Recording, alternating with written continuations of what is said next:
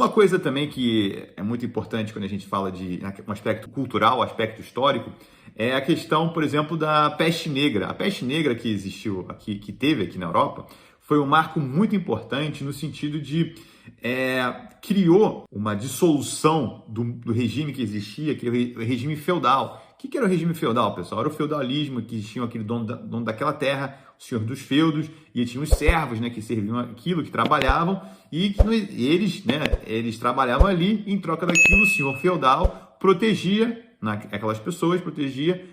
E é bem aquela coisa que a gente vê nos livros, né, nos filmes antigos de história, aquele castelo protegido, né, e aquele calabouço também, aquela divisão assim, aquela pontezinha, aquela água, e nos desenhos tem aqueles crocodilos e tudo mais, então é exatamente um pouco disso.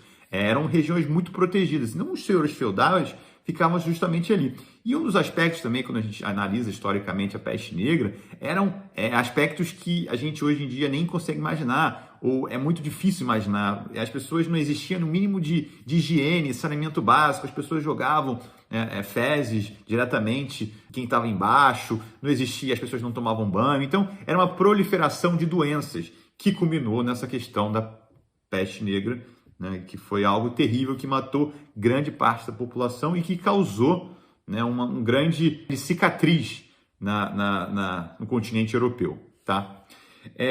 Outra coisa também que eu acho interessante a gente falar também aqui é das diferenças que existem muito grandes no processo de industrialização.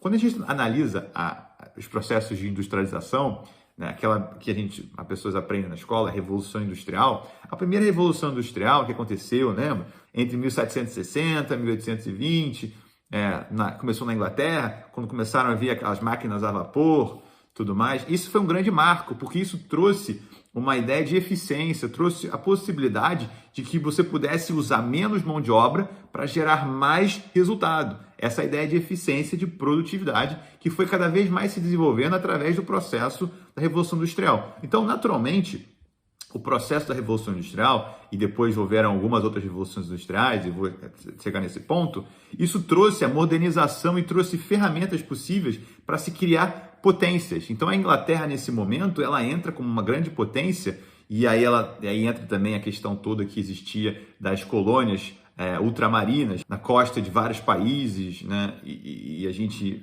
analisa, quando a gente analisa esse período imperialista, período feudal, após o período feudal, por exemplo, a gente vê que a Inglaterra tinha muitas regiões, exatamente, eram fontes de matéria-prima e fontes também de mão de obra, né? Fontes tanto de produtos para produzir, e aí eles traziam aquilo. E houve um processo também que foi justamente após o período de escravização, né, que aconteceu, mas isso é um aspecto muito importante.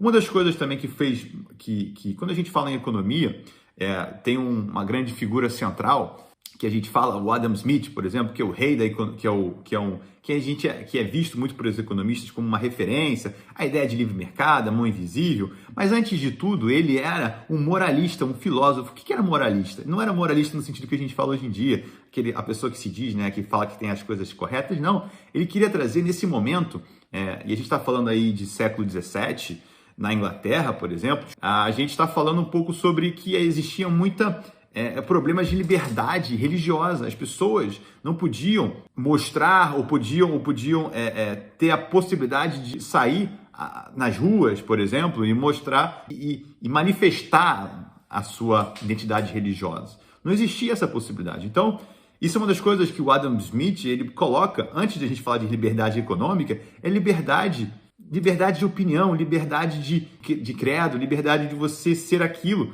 que você deveria, que você gostaria. Então, dentro do processo todo que houve na Inglaterra, novamente a Inglaterra, em 1688, chamada da Revolução Gloriosa, por exemplo, foi um momento em que você tirou o poder do rei, né? No caso era o James III, e deu mais poder para o parlamento. Ou seja, você está tirando a concentração, desconcentrando a ideia do poder central no rei, numa pessoa. Lembra que a ideia do senhor feudal, né, que era aquele grande, que tinha o grande poder, e está tirando aquilo e está distribuindo com mais pessoas, ou distribuindo através de um parlamento, que vão ter um conjunto de pessoas que vão estar, pelo menos, né, pensando diferente de um agente central, que é o rei. Então, isso fez uma grande diferença, dando poder justamente, reduzindo o poder da monarquia, que até hoje, o rei da Inglaterra, né, existe aquela regra, né, o rei reina, mas não governa, ou seja, o rei está lá, uma figura, né,